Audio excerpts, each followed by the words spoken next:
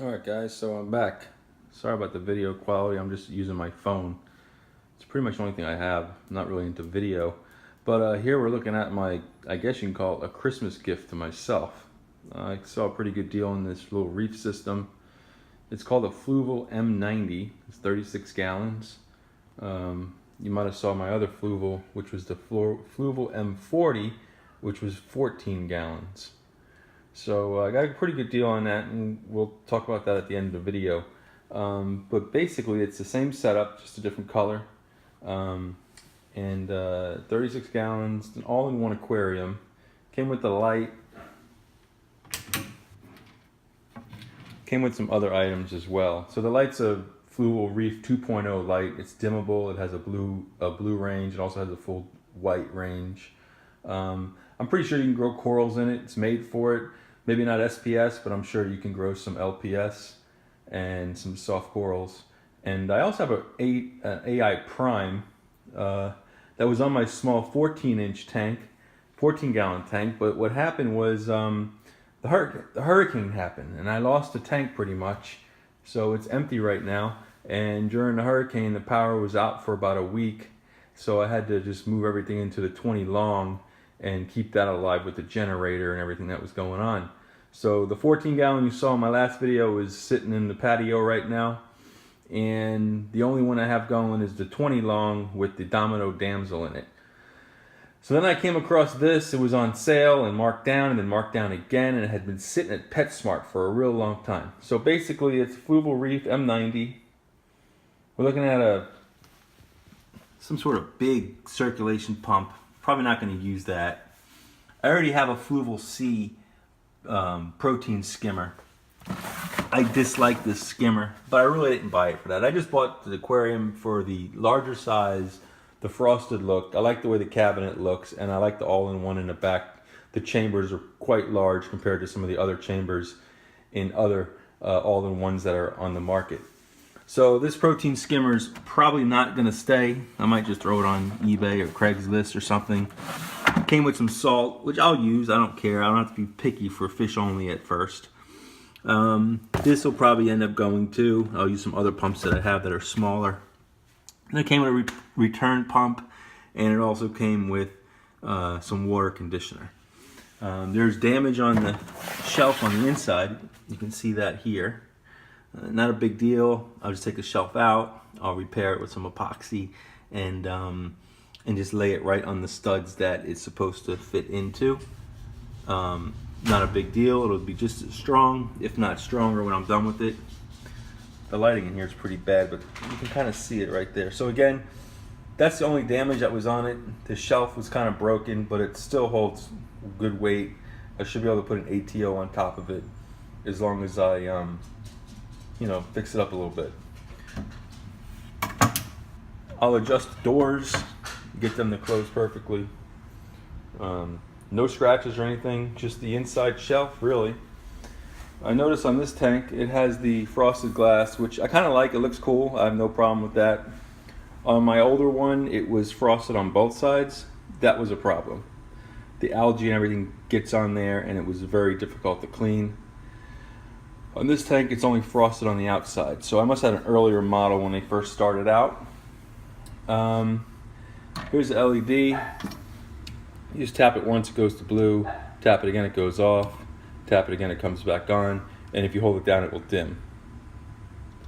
So there you go. They also have a controller for this, a timer. It's only about 18 bucks. You add it in line onto the cable.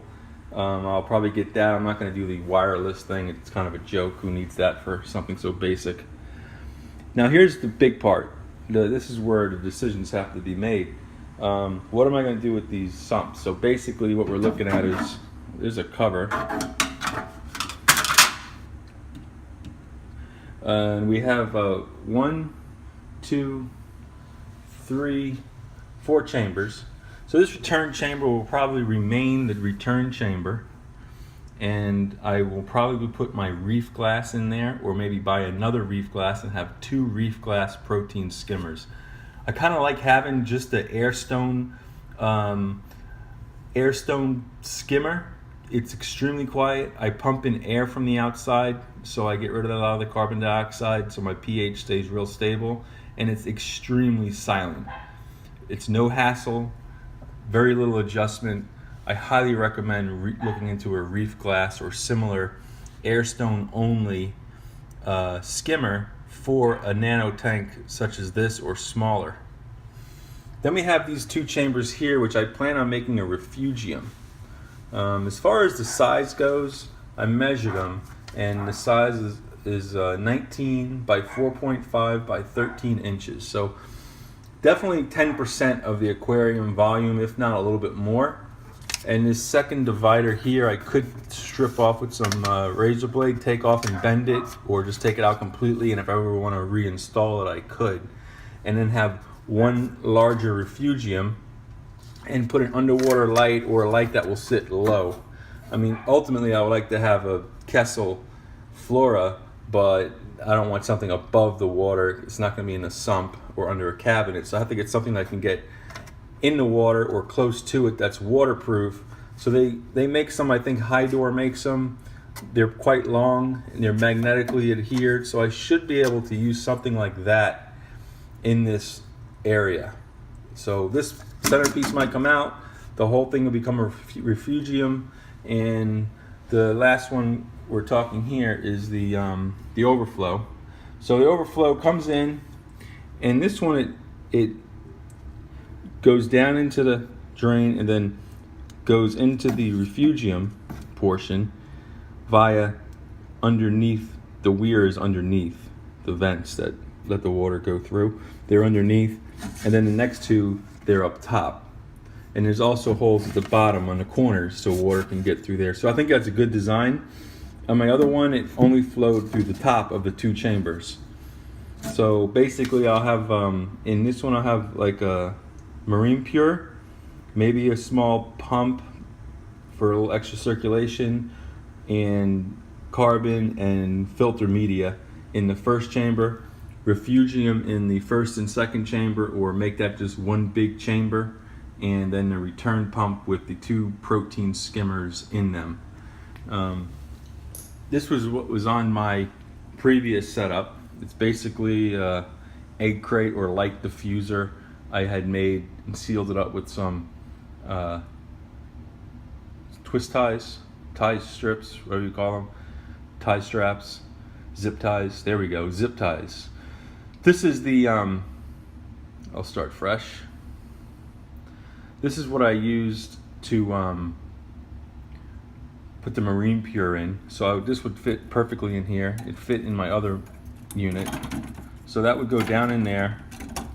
It would give me room to put carbon or whatever else I want on top of that, and filter media, and go through the marine pure for biological filtration into the refugium, where I'll put some more marine pure on the bottom of the refugium, and then flow into the return chamber where I'll have two protein skimmers and my heater, and back into the tank via the little lock line return.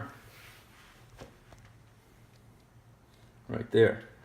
As far as setting this tank up, I'm probably going to do Carib Sea Life Rock. I like the way it looks. It looks like an established system, even though it wouldn't be established. And the lighting, I'm going to keep this lighting for softies and LPS. And if I get into some SPS, I will bust out the Prime HD and maybe purchase another Prime and use that, two of them on the L-shaped brackets. But I don't know, the problem with the Prime HD is there's just so much control, and you're constantly looking at it and thinking you might want to make an adjustment. So it's just a total lack of stability because it's so feature rich, and you just keep wanting to mess with it. And I kind of got aggravated about that part of it. I'd prefer to have a Kessel and not worry about the disco effect of the red LEDs and whatnot. So basically, I'm going to try to stay away from the Prime, keep that for the 14 gallon if I get it going again, and then just use this light for softies and maybe LPS and see how it works out. Because it's a clean look, it's a small compact light, seems pretty bright. Pretty bright light, a lot of LEDs. There's reds, there's blues in there, there's whites. Probably is more than enough. It's their 2.0 version, made an improvement over the first generation. So here we are, we'll take another step back. It also has this cover, which I may use. I'll have to end up notching some of it out, I'm sure, when I start to customize the sump and get protein skimmers and whatnot going in there. But all in all, I didn't feel like getting into a sump system. I still wanted to stay kind of small. I didn't want to do a sump. I did like the way that this was set up with pretty large chambers in the back. Some of them are just so small I can barely get my hand down in them. These I have no problem configuring into a certain way that I might like.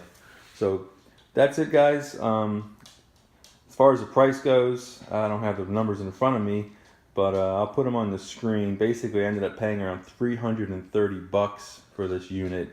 It was originally like $900, then marked down from there, and then it was a little damaged, so they marked it down again another 25%.